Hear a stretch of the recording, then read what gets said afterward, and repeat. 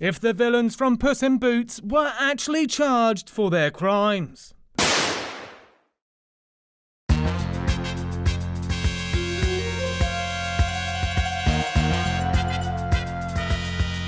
Although they're not as present throughout, the criminal duo of Jack and Jill are worth noting for their crime. Built as a giant married couple of crime, they undoubtedly have a long record of criminality. They do present as challenges for Puss, Humpty and Kitty. When Jack and Jill first meet Puss, they open fire on him in their room. Pretty extreme for the duo, nearly gunning down this pint-sized pilferer. That is assault with a deadly weapon. Later, when Puss and company target their vehicle, Jack and Jill go on the offensive by attacking the thieving cat. It's debatable whether this is assault with a deadly weapon, but Jill hanging Puss over the side is attempted murder. Jill fires back at Puss and his friends with a gun, and then cannons. A lot of cannons. Let's just count this assault with a deadly weapon.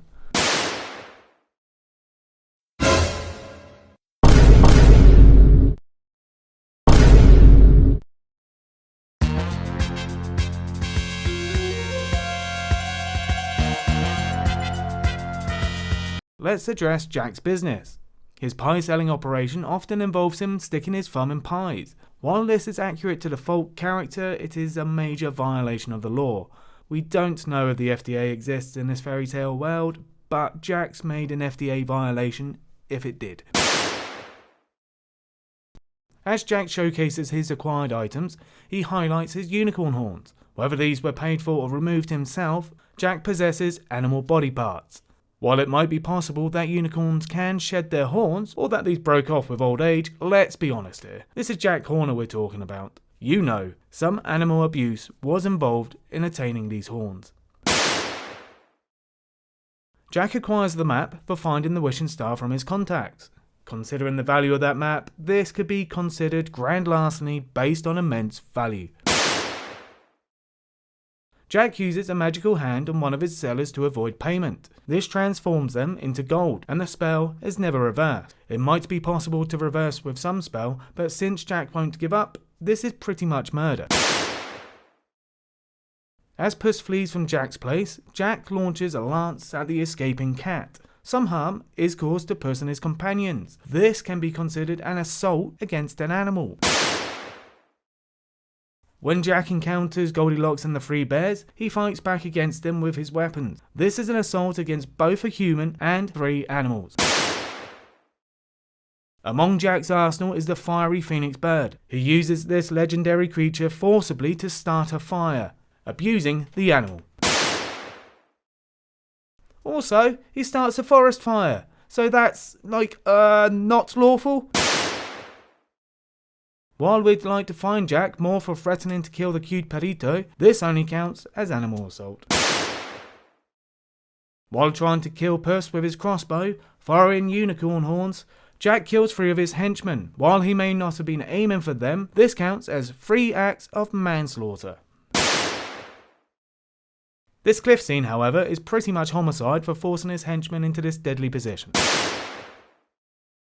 Henchman, and this seems more intentional for refusing to save him. Jack uses his magic wand to assault the bears again and nearly kills them. So we have more animal assault and attempted murder. Finally, Jack keeps shooting at Puss with a deadly weapon, making this attempted murder.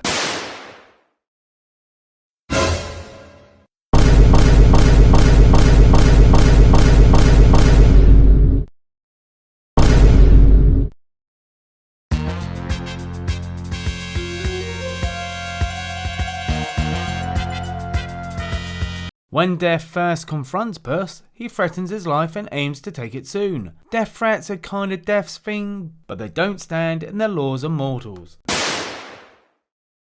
Then shows he means business by attacking Puss. The assault injures Puss. With Death wielding those sickles, this is assault with a deadly weapon against an animal. Later in the film, Death keeps hounding Puss and taunting him. Forget omnipresence for a moment, this is straight up stalking and is way against the law. During Death's taunting of Puss, he traps the cat in his own cerebral maze, hoping Puss will give up, so this is attempted murder.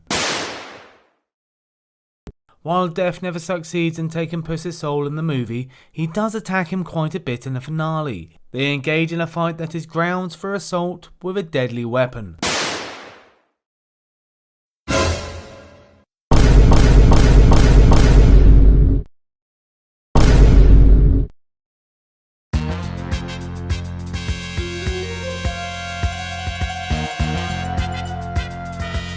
When we first see the foursome, they're breaking into a cat lady's home to recruit Puss for their map finding mission. Pretty standard breaking and entering is present here.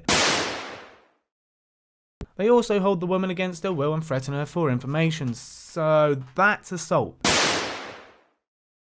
Goldilocks and the bears track down Puss to get the map and fight him for it. Their attack can be considered animal assault. They also attain the map at one point, so there's a theft charge. Finally, in the grand showdown, the bears attack Jack for their chance at a wish, and that is assault.